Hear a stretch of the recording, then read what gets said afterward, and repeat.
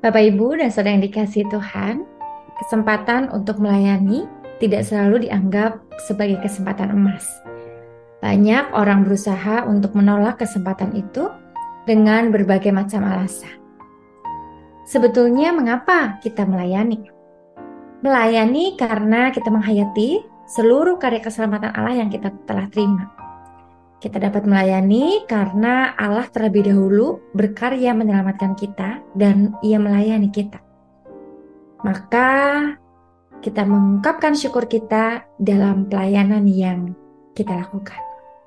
Hakikat melayani terjadi karena rahmat Allah yang berkenan mengaruniakan kepada kita suatu kelayakan untuk ambil bagian menjadi mitranya. Dari situasi keberadaan kita sebagai manusia, sebenarnya kita nggak layak. Namun, dari anugerahnya kita diperkenankan menjadi mitranya untuk melayani. Kita punya teladan melayani dari Tuhan Yesus Kristus.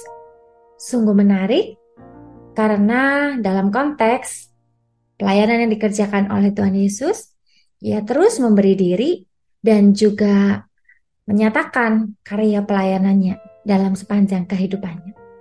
Dan kita juga punya teladan melayani yang kita saksikan dalam peristiwa-peristiwa dalam Injil.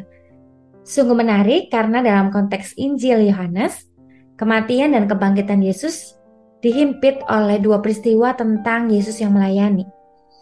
Dalam Yohanes 13 mencatat Yesus membasuh kaki murid-muridnya, satu pekerjaan yang rendah, tetapi itu dikerjakan oleh Tuhan Yesus, Sang Guru, kepada muridnya. Dan peristiwa ini terjadi dalam konteks di mana ada dalam perjamuan makan malam menjelang Paskah.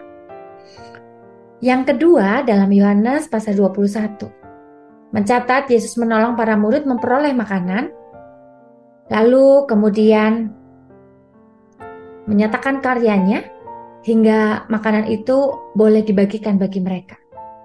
Dan peristiwa ini terjadi dalam konteks sarapan atau makan pagi yang dilakukan Yesus bersama dengan para murid.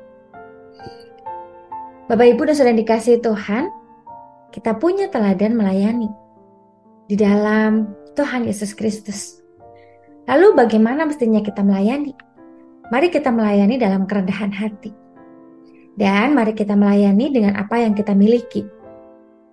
Dalam Lukas pasal 8 ayat 3, Yohana istri Kusa, bendahara Herodes, Susana dan perempuan lain, perempuan-perempuan ini melayani rombongan Tuhan Yesus dengan apa yang mereka miliki, dengan harta benda yang mereka miliki. Dan apa yang ada pada kita, bisa tenaga, bisa pemikiran, bisa diri kita mampu pakai untuk melayani. Yang ketiga, bagaimana melayani?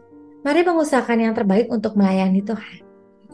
Yohanes pasal 12 ayat 3 mengatakan, maka Maria mengambil setengah kati minyak narwastu murni yang mahal harganya, lalu meminyaki kaki Yesus dan menyekanya dengan rambutnya. Dan bau minyak semerbak di seluruh rumah itu. Bahwa Maria memberikan yang terbaik untuk Yesus yang ia kasihi. Bapak, Ibu, dan saudara yang dikasihi Tuhan, Tuhan menyatakan berkat dalam pelayanan yang kita kerjakan. Yohanes pasal 12 ayat 26 mengatakan, barang siapa melayani aku, ia harus mengikut aku, dan di mana aku berada, di situ pun pelayanan akan berada. Barang siapa melayani aku, ia akan dihormati Bapa. Berkat dan rahmat dari Bapa dinyatakan kepada kita. Dalam melayani, kita juga terkadang mengalami keletihan, lelah, tapi jangan berhenti. Mari terus setia melayani. Kalau lelah, bagaimana? Datang pada Tuhan sang pemberi pelayanan. Minta kepadanya kekuatan dan hati yang terus setia. Dalam perumpamaan tentang talenta, Yesus memberi apresiasi pada hamba-hamba yang telah setia memikul tanggung jawab dalam perkara kecil. Ia menyampaikan penghargaan bukan hanya berdasarkan jumlah atau hal yang dihasilkan, melainkan ketaatan yang setia untuk bekerja dan menghasilkan buah. Mari raih kesempatan melayani yang Tuhan berikan, dan mari setia melayani. Tuhan memberkati.